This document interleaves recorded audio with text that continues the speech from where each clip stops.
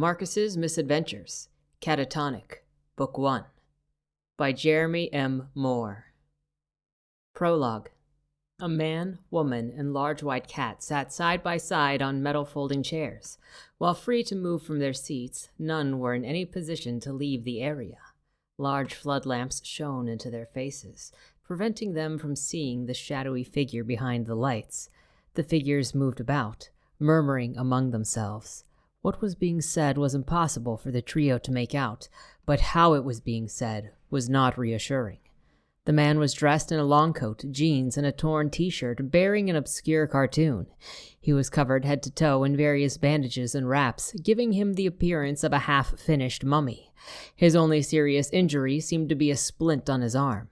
His curiosity seemed to have gotten the better of him as he attempted to make out the shadowy person behind the lights.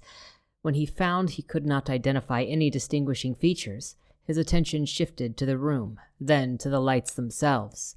Each time he tried to speak, a cough from the woman caused him to remain silent. Beside him, a woman in pink workout attire sat with a glum look on her face. Her brows creased as she waited. She looked inconvenienced as she studied the ground, angry and disinterested in the delay. But every so often, her ear would twitch or her eye would shift to the shadows. For now, she was content to gauge the tone and nature of the hushed conversation. If she could just make out what was being said, she might have a better opportunity to prepare her answers. The third seated occupant, a large fluffy white cat, sat annoyed at the very existence of this tribunal. From what he could gather, this was merely human meowing and pointless chatter, and he had to attend to important activities at home. Namely, he needed to nap upon his tower and have the fanciest of feasts brought to him by his human servants. Instead of doing any of these things, he now sat on a chair like some trained fool. It was almost to the level of being a dog, and that offended him to his core. The simpletons beside him sat obediently in their chairs, but he expected humans to abide by such silly rules. As a cat, he could partake in this game of words only until it fully bored him. At the very least, the annoying beings that wanted him to sit on the chair had taken care of his wounds and provided him a nice plush pillow on which to sit while they wasted his time. He considered not biting them when this was over, but that would depend on how much of his time they had wasted with their questions. A mechanical click came from behind the lights, and a deep voice spoke. A device altered the figure's voice, protecting the speaker's identity. All the shadows spoke in the same monotone, echoing voice. "Please state your names for the record," the mysterious voice announced, followed by a pop as the microphone cut back off. "Marcus Kyle," the man said, leaning forward as if there had been a microphone. "Just your name," the shadowy figure said. "We do not need your title, Magus. To clarify, your name is Kyle." Marcus let out a long, soulful sigh. There was an old agitation and wariness to the sound. In the past, he might have laughed at the mix-up or mispronunciation, but after hearing it so many times, he found the joke had worn out its welcome. "You know, that was funny at first, but just your name," the voice repeated. "My name," he said, putting emphasis on his words, "is Marcus, with a C, not a G. Kyle." The figures debated for a moment, muttering among themselves before one approached the microphone and spoke. "Isn't Kyle a first name?" If the first sigh had been long, this was an eternity that bordered on a breakdown. "Yes, but it's an old name. It comes from—" "Ah," the figure replied, as if the logic of that term said everything. "Your name, miss?" "Alana Kim," she answered, folding her arms over her chest. "And yes, my surname can also be a first name. Do you want me to spell it? I can almost guarantee that you're going to spell it wrong."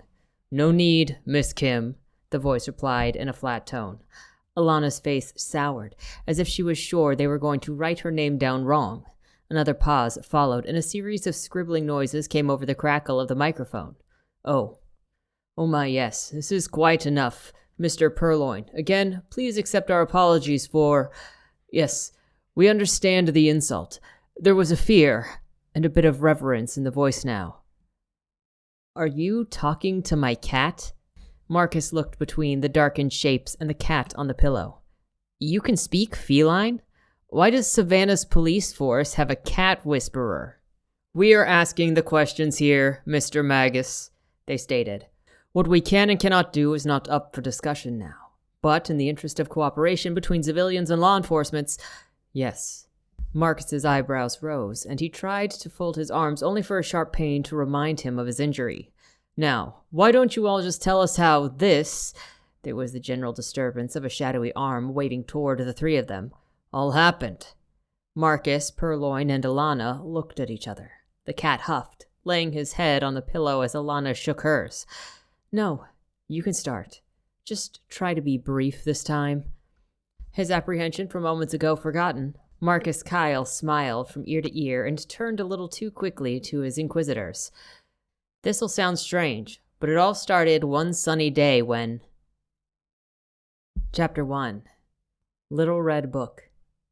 One day, I'm gonna be somebody. At least that's what I'd told myself every day since I was little. I'd always wanted to accomplish something amazing.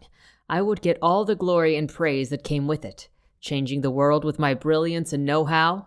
So when I tell you that I was a file clerk in a document storage room, you probably can see how well that was going. I spent most of my time interacting more with stacks of paper and binders than with people. Since it was a secure room built back in the age when people said "ought" for the year, it was like being locked in a prison from the Middle Ages. Things got dropped off to be filed away, and it was my job to update the database with location code numbers, contents, and so many other boring things that you've probably already stopped listening to me at this point. You would think, but Marcus, isn't your job at a super successful pharmaceutical company? Surely you must see all kinds of cool stuff, right? First, I'll spare you the obvious Shirley joke, because I'm a man of culture who does not settle for low-hanging puns. I find them pungent. Next, you'd be wrong. What I saw was just data and spreadsheets, maybe the occasional CD or those big black scientific journals. The only good part about my job, besides the fact that it allowed me to pay my bills, was people left me alone to do my thing. The work was simple, and after years of doing it, I could file a day's worth of material in a matter of minutes, which left me alone in the quiet depths. So I'd often catch up on my emails, read books on my tablet, and consider what would lead to my big break toward fame.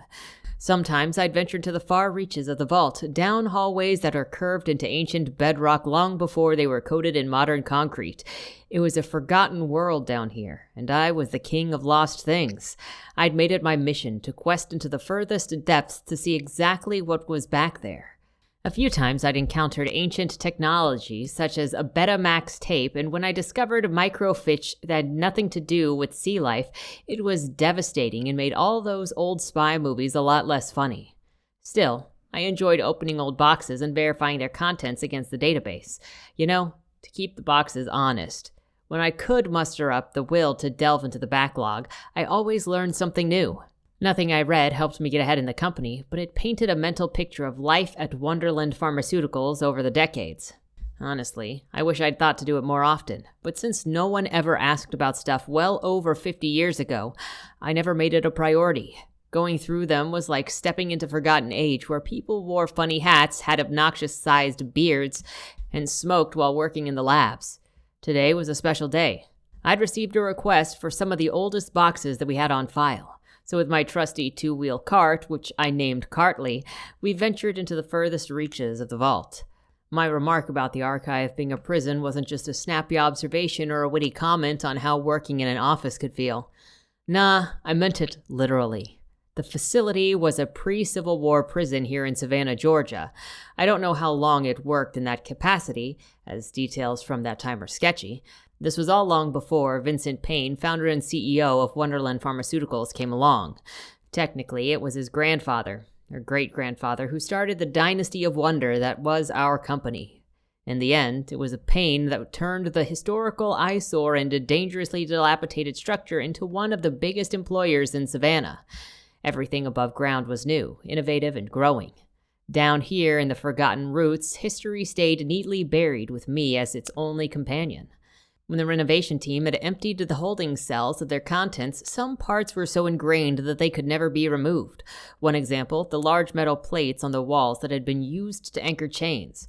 Another would be the occasional series of parallel holes on the floor where the prison bars had once been.